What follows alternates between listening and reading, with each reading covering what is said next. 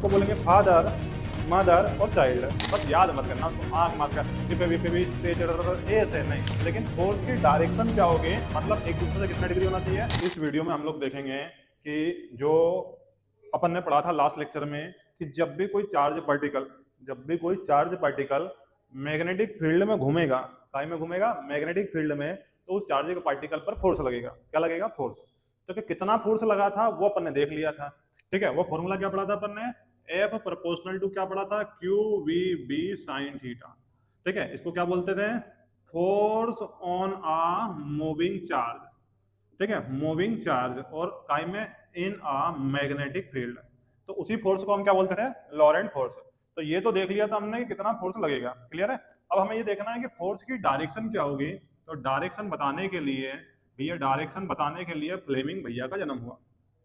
अब आप लोगों ने टेंथ में सुना होगा या कुछ ना कुछ पढ़ा होगा। काई की डायरेक्शन पहले तो आपको ये समझ में आना चाहिए। काई की डायरेक्शन है कि जब भी कोई चार्ज पार्टिकल मैग्नेटिक फील्ड में घूमेगा, चलेगा, तो उस पर कितना फोर्स लगेगा, तो कितना लगेगा। लेकिन फोर्स की डायरेक्शन क्या होगी, तो डायरेक्शन बताएंगे फ्लेमिंग भैया। तो कैसे पढ़ाया है? कैसे? ये लेफ्ट हैंड लेना है और ये इसको बोलते हैं थंब, फोर फिंगर और मिडिल फिंगर। थंब बोलेंगे, फोर फिंगर और मिडिल फिंगर। इनको ऐसे रखना है। ए से मैंने समझ में आया? ए से 90 डिग्री, 90 डिग्री, और ये दोनों भी 90 डिग्री होने चाहिए। माने इसके लिए हम वर्ड इस्तेमाल करते हैं म्यूचुअली परपेंडिकुलर। क्या वर्ड इस्तेमाल करते हैं? Mutually perpendicular. किस किस को?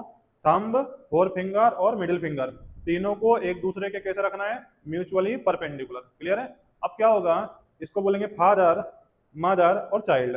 अरे फादर, मदर, चाइल्ड। फादर माने फोर्स, मदर माने मैग्नेटिक फील्ड और चाइल्ड माने charge.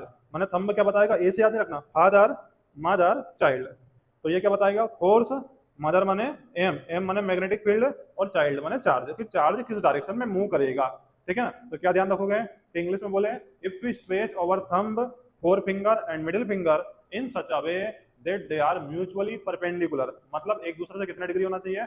90 degree. Then thumb, forefinger, middle finger समझ में आया? अब पहले क्या बनेगा?